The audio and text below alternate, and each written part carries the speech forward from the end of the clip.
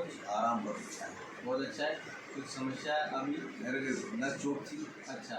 गर्दन की थी, हाथ की थी, कमर की। तो मतलब यहाँ आने के बाद आपको कैसा लग रहा है? मेरे को यहाँ आने के बाद में उसी रोज ही है तो फर्क गिर गया था। अच्छा। और आज तो बढ़िया है।